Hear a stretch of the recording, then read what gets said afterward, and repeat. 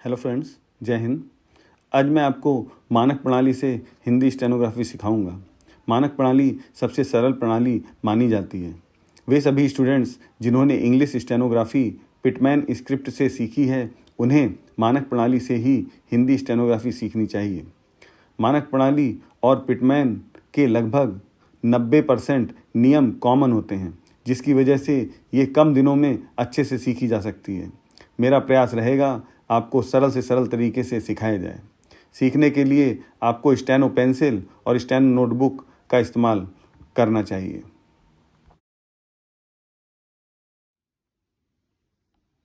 मानक प्रणाली अध्याय 1। हिंदी भाषा की तरह हिंदी आशुलिपि भी व्यंजन और स्वरों पर आधारित है। व्यंजनों को इंग्लिश में कॉन्सोनेंट्स और शॉर्ट हैंड में स्ट्रोक्स या आउटलाइन कहा जाता है, जो कि ज्यामितीय चिन्हों पर आधारित हैं। कुछ इस तरह से व्यंजन या रेखाक्षर की लंबाई 0.75 सेंटीमीटर या 1/6 इंच से ज़्यादा नहीं होनी चाहिए। कुछ इस तरह से व्यंजनों को 3 प्रकार से लिखते हैं: हल्का, गहरा और बीच से काटकर। जब व्यंजनों को हल्का लिखते हैं तो पेंसिल पर ज़्यादा दबाव नहीं देते हैं।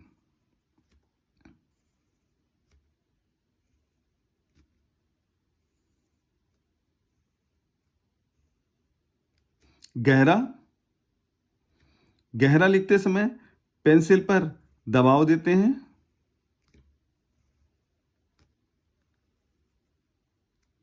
बीच से काटकर, इन्हीं व्यंजनों को हम बीच से काटकर भी लिखते हैं, कुछ इस तरह से।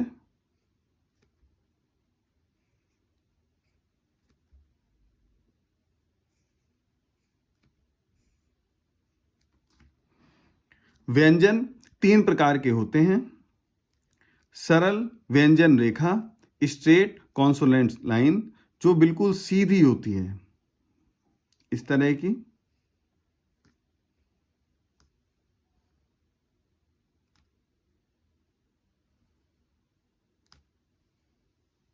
जिनकी संख्या 17 होती है। वक्र व्यंजन रेखा, कर्व कॉन्सोनेंट लाइन, इस तरह से लिखते हैं। ये एक गोले का पार्ट होती है, एक सर्कल का पार्ट होती है, जिनकी संख्या 15 होती है। इसके बाद संयुक्त व्यंजन रेखा। संयुक्त व्यंजन रेखा वे रेखाएं होती हैं जिनमें स्ट्रेट और कर्व दोनों के गुण होते हैं, जैसे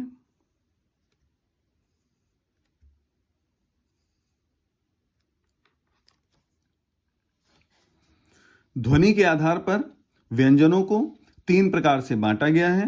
सबसे पहला सरल रेखा, स्ट्रेट लाइन। दूसरा है वक्र रेखा, कर्व्ड लाइन। तीसरा है संयुक्त रेखा, मिक्स्ड लाइन। सबसे पहले सरल रेखा, स्ट्रेट लाइन, जो कुछ इस तरह से होती हैं, जिनमें कुछ वर्ग होते हैं: पा वर्ग, ता वर्ग, चा वर्ग, रा और का वर्ग। ये ग्रुप्स होते हैं, इन्हीं के अकॉर्डिंग बनाना है। जैसे सबसे पहले का वर्ग, जो कि 180 डिग्री एंगल पर होता है, जो सीधी रेखा बाएं से दाएं आगे की तरफ चलती है, कुछ इस तरह से। का को कट करेंगे तो खा हो जाता है। का को गहरा करेंगे, पेंसिल को दबा के लिखेंगे तो गा हो जाएगा, और गा को कट करेंगे तो घा हो जाएगा। इसी तरीके से अगला वर्ग है चा वर्ग, जो कि 60 अंश पर कोण बनाता है। सीधी रेखा ऊपर से नीचे की तरफ आती है, कुछ इस तरह से लिखेंगे। चा, चा को कट करेंगे तो छा, चा का गहरा जा, और जा को कट करेंगे तो झा। इसी तरीके से अगला वर्ग ता वर्ग होगा, जो 90 डिग्री का एंगल बनाएगा। सीधी रेखा ऊपर से नीचे की तरफ आती है, कुछ इस तरह से। ता को कट करेंगे तो था, ता का गहरा दा, और दा को कट करेंगे तो धा। पा वर्ग 120 अंश में सीधी रेखा ऊपर से नीचे की तरफ आएगी, कुछ इस तरह से। पा का गहरा बा।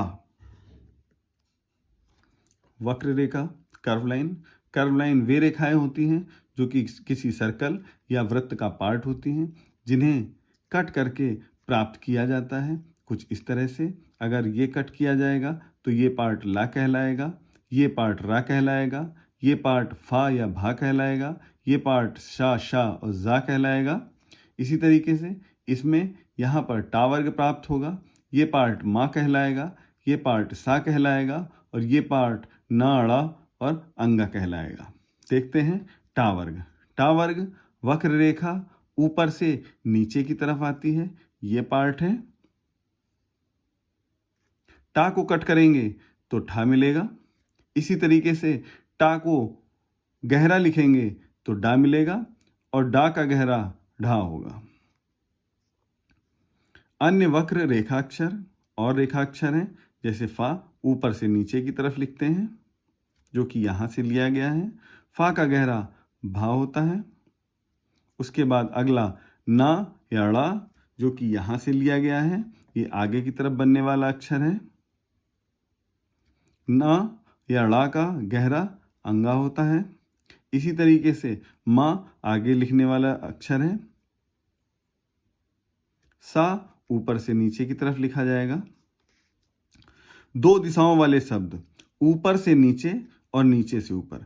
कुछ शब्द ऐसे होते हैं जिनको दो दिशाओं में लिखा जाता है, परिस्थिति अनुसार इनका प्रयोग करते हैं, नियम अनुसार इनका प्रयोग करते हैं। जैसे शा को ऊपर से नीचे इस डायरेक्शन में या नीचे से ऊपर इस डायरेक्शन में लिखा जाता है। इसी तरीके से जा जो कि शा का गहरा है उसे ऊपर से नीचे या नीचे से ऊपर की डायरेक्शन में लिखा जाता है।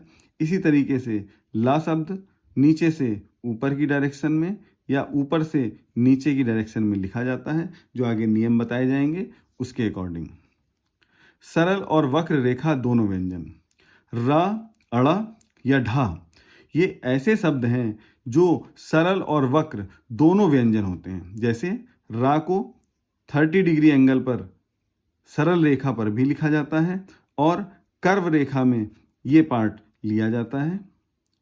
इसी तरीके से इसको कट करेंगे तो ढ़ा बनेगा।